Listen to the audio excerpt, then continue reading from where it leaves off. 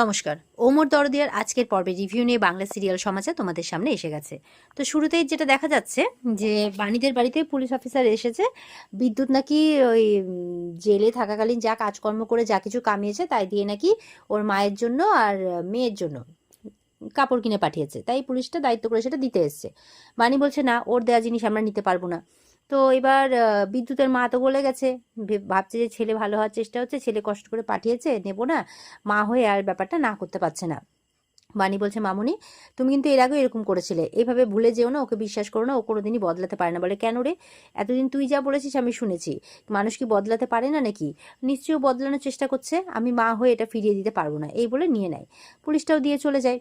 তো বাণী বলছে, তুমি আমার কথাটা শুনলে না? বলে দেখ, তোর তো আমি সব কথা শুনি, কিন্তু এই কথাটা শুনতে পারবো না। এবার মানে অনিরুদ্ধ দেখছে না সিচুয়েশনটা খারাপের দিকে যাচ্ছে, একটা বছরের প্রথম দিন।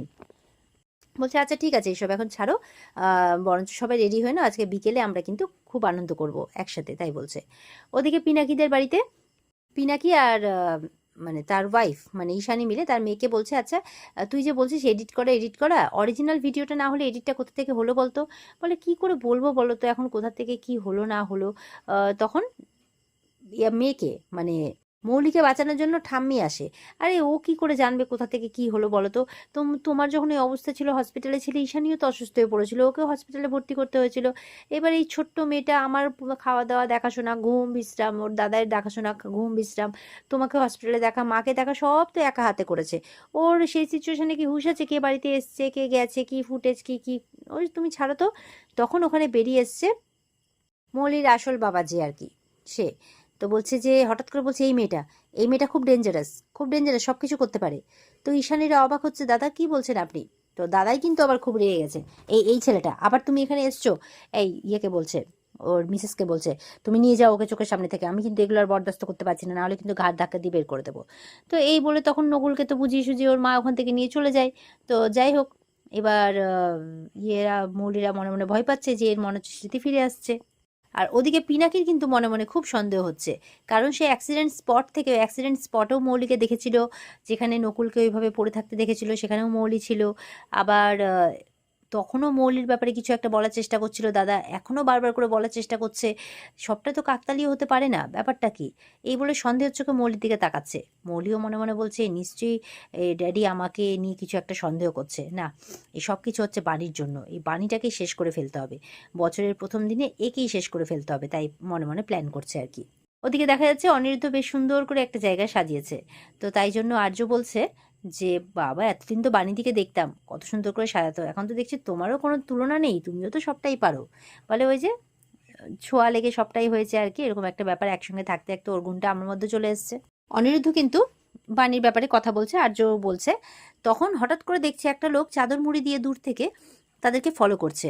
তো কথায় কথায় অনিরুদ্ধ তখন কথায় মগ্ন হয়ে গেল, তখন আবার নজর পড়েছে।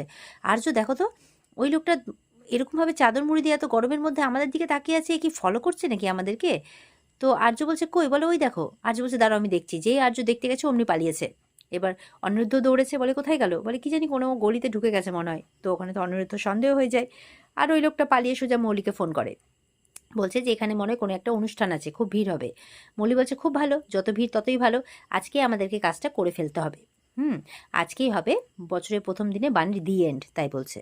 এবার ওদিকে কিন্তু নববর্ষের প্রোগ্রাম শুরু হয়ে গেছে, সন্ধে হয়েছে, সব বাচ্চারা ছড়া বলছে, কবিতা বলছে, আর বাণীরাও সপরিবারে সেখানে উপস্থিত হয়েছে। ওদিকে মৌলি গুন্ডাদের সাথে প্ল্যান করছে বাইরেই, যে বাণীকে তো আজকেই মেরে ফেলতে হবে, আর এবার যাতে কাজটা ভালো হয়, ফিরে যাতে না আসে বাণী, বেঁচে যাতে না যায়, এরকম একটা বলে দেয় আর কি। তো বাণীরা যখন মণ্ডপে পৌঁছেছে, একজন ভদ্রলোক ভদ্রমহিলা বলছে, আরে বাণী আপনারা এসে গেছেন, আসুন আসুন, বাণী তুমি কিন্তু খুব ভালো গান গাও, তোমাকে কিন্তু গান গাইতেই হবে। বাণী বলছে না না, বাচ্চাদের অনুষ্ঠান তারাই করুক না, আমি আবার কেন? বলে না না, এই বাণীর মেয়েও জোর করছে, মা গাও না গাও না, তুমি খুব সুন্দর গাও। অনিরুদ্ধও বলছে বাণী গাও না। অনিরুদ্ধর কথা শুনে বাণী যেন আর ফেলতে পারে না, অনিরুদ্ধর দিকে তাকিয়ে থাকে, অনিরুদ্ধ বাণীর দিকে তাকিয়ে আছে। এরপর বাণী রাজি হয়ে যায়। এরপর স্টেজে উঠে বাণী যথারীতি গান গাইতে থাকে হারমোনিয়াম বাজিয়ে, সবাই ভালো মতোই শুনছে। এই করতে করতে কিছু ভদ্রলোক ভদ্রমহিলা আবার সেখানে এসে উপস্থিত হয়, অনুষ্ঠানে এসছে। এসে দেখছো ওই দেখো এখানেও উপস্থিত।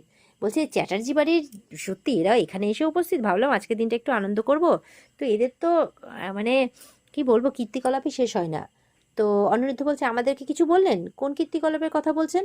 বলে, আর কি, এটা ভদ্রলোকের পাড়া, হ্যাঁ, আপনাদের পরিবারে যা কেচ্ছা, প্রত্যেকদিন খবরের কাগজে কিছু না কিছু বেরোতেই থাকে। তো অনিরুদ্ধ বলছে, আপনি একদম জেনে বুঝে কথাটা বলছেন তো? তখন বাণী নেমে এসছে।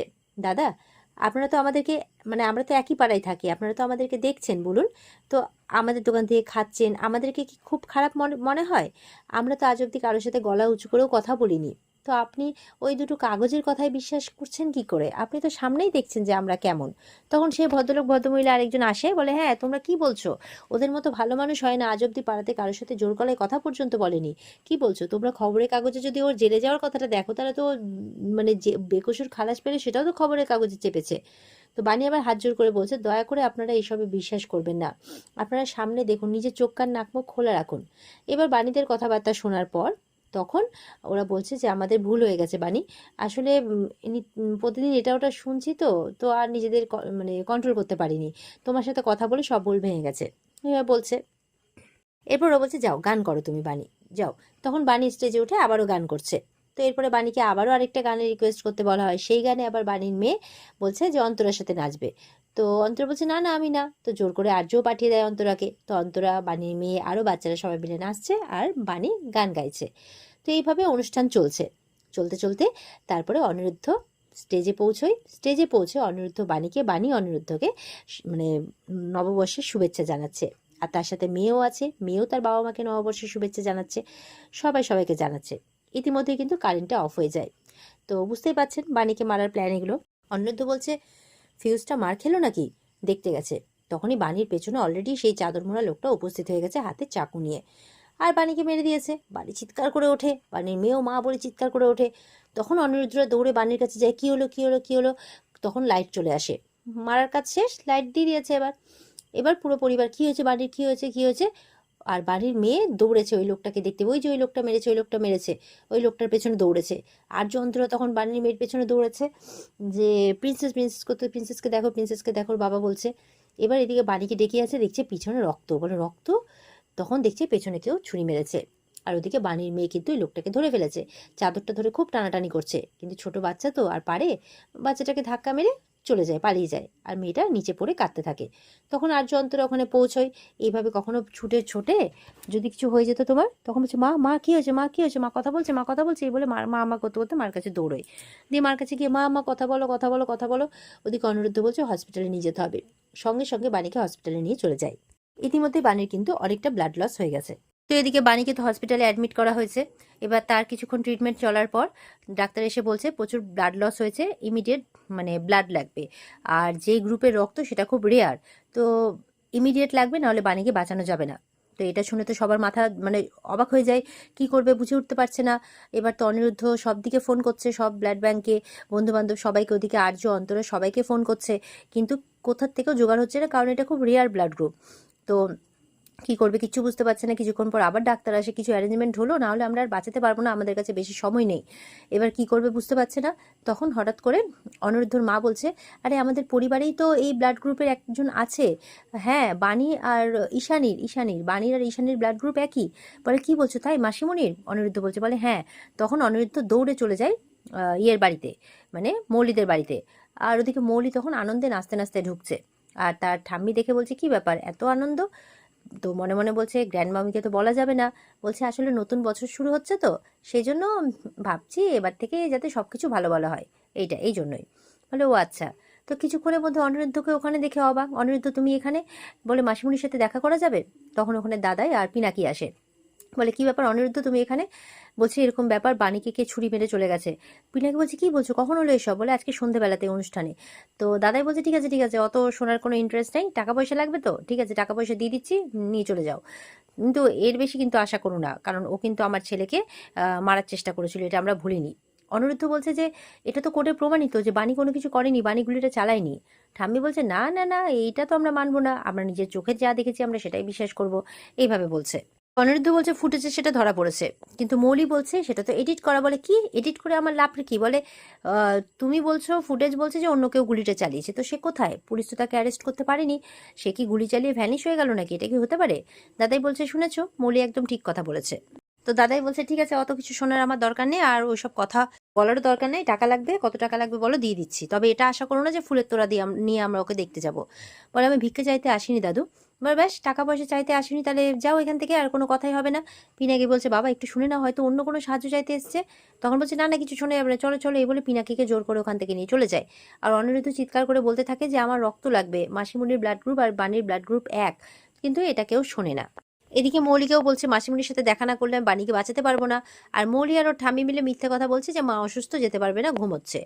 তো এবার বলছে অনিরুদ্ধ জোর করাতে মৌলি তাও ইচ্ছে করে ওর মায়ের কাছে যায় আর এমন এমন কথা বলে যাতে ওর মা না আসে আর অনিরুদ্ধকে ভুল বোঝে। তো যাই হোক, এরপরে তবুও ওর মা আসে, মানে ঈশানী আসে। এসে বলছে কি হয়েছে অনিরুদ্ধ, আমার মেয়ে তো বলেছে যে আমি কারোর সাথে দেখা করতে পারবো না আর আমার বাণীর প্রতি কোনো সহানুভূতি নেই, শোনোনি তুমি এই কথাটা? ঈশানী বলছে বাণী যেটা করেছে তারপরে তুমি কেন ওর গুণ গাইছো আমি জানি না, তবে আমি একটা কথা বলতে চাই, আমি ওই তোমাদের সাথে আর কোনো সম্পর্ক রাখতে চাই না। অনিরুদ্ধ বলছে বাণী কিন্তু তোমাকে মা বলে ডাকে। তো কিছুক্ষণ বাণীর কথা ভাবে ঈশানী। তো বলছে আমার শুধু একটু সাহায্য দরকার মাসিমণি। কিন্তু ওর মাসিমণির মাথায় তো উল্টোপাল্টা ভরে দিয়েছে মৌলি যে অনিরুদ্ধ অন্য কোনো পারপাসে এসছে, সেই জন্য বলছে আমি তোমাদের কোনো কথা শুনতে চাই না, এই বলে ডাইরেক্ট ভেতরে চলে যায়। এরপর অনিরুদ্ধ চলে যাওয়ার পর গ্র্যান্ডমামি বলছে ব্যাপারটা কি হলো, ঈশানী কোনো কথা না শুনে এভাবে ধাক্কা দিয়ে বের করে দিল কেন? মৌলি বলছে এগুলো সব আমার কামাল, আমি যা মাকে আগে ম্যানিপুলেট করে দিয়েছি। বলে ও আচ্ছা, তাহলে মিষ্টি করে বলে ফেলে তো আর কি কি করেছে তোমার তোমার এই ব্রেনটা। বলে মানে, বলছে যে এই বাণীর ছুরি খাওয়া, তোমার নাচতে নাচতে ঢোকা, এর কোনো যোগসূত্র নেই তো? মৌলি ভয় পেয়ে গেছে, বলছে না না তুমি কি বলছো এসব, বলো তো, আমি তো এসব জানিই না, এরভাবে বলছে। তো এদের কথা বলতে বলতেই ওখানে নকুল আসে। নকুল রায় কিছু বলার চেষ্টা করছে। তো ওর মা বলছে কি হয়েছে কি হয়েছে, ও কাগজে লিখে এনেছে। বলে কি দেখি এগুলো কি? তো দেখছে লেখা আছে নয়নতারা রায় ভাগ্য বদলায়। আরেকটা কাগজে লেখা আছে যে আসল উত্তরাধিকারী গেল রাস্তায়। এটা শুনে তো মৌলি আর ঠামি চমকে ওঠে, এ কি, তার মানে ওর সাথে ফিরে আসছে? এটা শুনে তো মৌলি ভয় পেয়ে যায়, এটা হতে পারে না, এটা হতে পারে না। এই বলে ওর মানে ঠাম্মি আর কি ওর ছেলেকে ভেতরের ঘরে দিয়ে আসে। আর মৌলি কি করে, কাগজগুলো পুড়িয়ে ছাই করে দেয়। আর বলছে এইভাবে আমার পাস্ট নিয়ে যে নাড়াঘাটা করবে, আমার ফিউচার নষ্ট করার চেষ্টা করবে, বর্তমান নষ্ট করার চেষ্টা করবে, তাকে আমি এইভাবে জ্বালিয়ে পুড়ে ছাই করে দেবো, এই বলে মৌলি ওখান থেকে চলে যায়। তোর গ্র্যান্ডমমি এসে কথাটা শুনতে পায়, বলে কি বললো, এইভাবে পুড়িয়ে ছাই করে দেবে? তার মানে আমার নকুলের এই অবস্থার জন্য মৌলি দায়ী, ওই করেছে এইসব? আর পিনাকির গুলি খাওয়া, বাণীর ছুরি খাওয়া, সব কিছু এই করেছে?